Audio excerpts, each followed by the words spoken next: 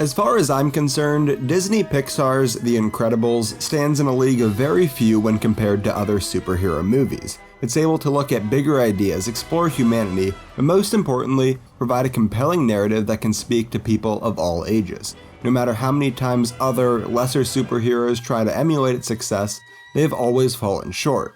Today I want to look closer at The Incredibles and see why it is such a great movie. There are 5 elements that I think that Brad Bird and the team behind this movie nailed. 5 things that make this movie stand out more than anything else. And the first one is relatability. In most superhero movies, these characters are metaphoric or literal gods. Characters that from birth have achieved more than any human could ever hope to in their entire lives. Even the human characters are like this. I mean, just listen to Tony Stark's resume. Genius, billionaire, playboy.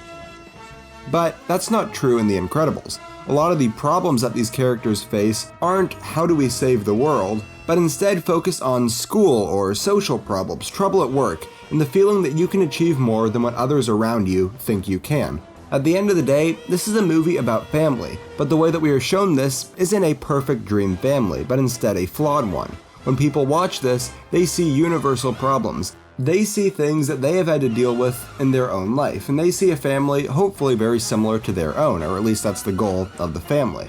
And that is the relatability that this movie makes so uniformed. These are real characters with real problems, and people are able to connect with that. The second technique that I want to shed some light on is tone. This movie does a really great job at combining serious moments with more comedic ones. At its heart, this is a fun family adventure.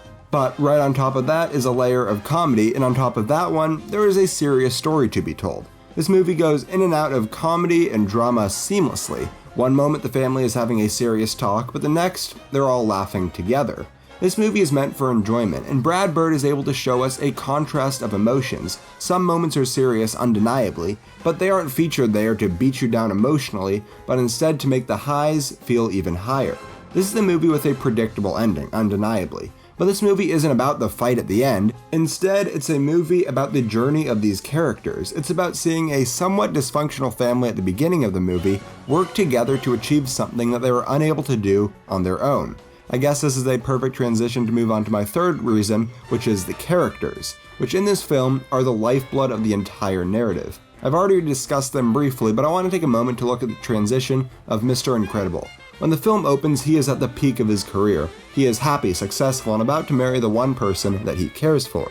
However, things begin to go downhill as the superheroes are being forced into hiding. The one thing that he is really good at, which is being a superhero, he is forced to have to repress. His happiness in the story dips to an all-time low as he is stuck in a suburban lifestyle. He doesn't like his work, doesn't really like the family life. The one thing that he does give him comfort is doing what he used to love. Mrs. Incredible, on the other hand, is able to accept this lifestyle, and her priorities shift to her children from her former pastime.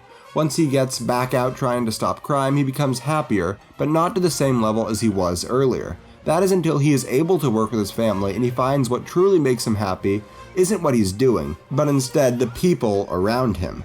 Now, this is by no means an original story element. As long as people have been telling stories, this or something similar to this has been part of the story. But this movie is able to shine a new light on it. His character's journey is important because it shows universal problems are felt by everyone, even people that we consider to be special or a superhero.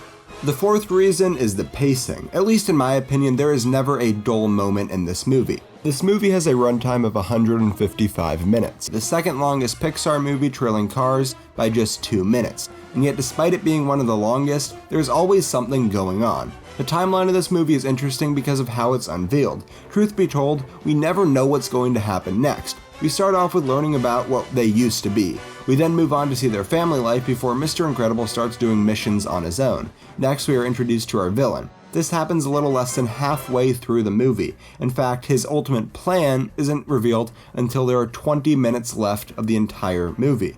That is because this movie isn't about one event in particular, but instead it's about the family. In this, the story takes a backseat to the characters. Because of this, we are always being introduced to brand new narrative elements, more conflicts, more resolutions, and more stories. It allows the pace to stay fast and always keep you entertained. Finally, I want to spend a little bit of time by talking about this movie purely based on the incredibly talented people who are responsible for making this movie so great on a technical level.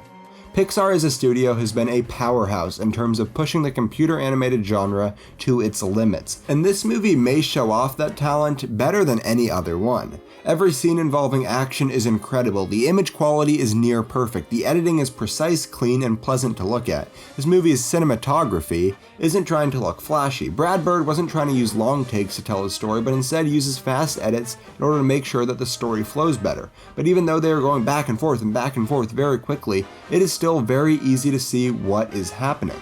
The would-be camera is almost always stationary. The audience is always able to know what is going on. In the action scenes, we always know what the characters are doing and where they are. This is partially achieved by seeing other characters in the background. Even when we are focusing on another character, we still see them before we cut to their scene.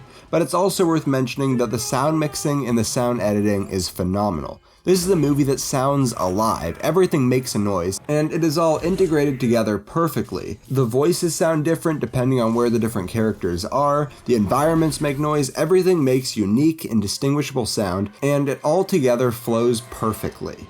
No matter what you think about The Incredibles, it's a movie that was made at a perfect time. It was released relatively early into the popularity of superhero movies, and its influence could not be any more clear. This movie may have taken inspiration from other superhero stories in the past, but added something original to it. As far as I'm concerned, The Incredibles is in a league of its own as the best superhero movie of all time.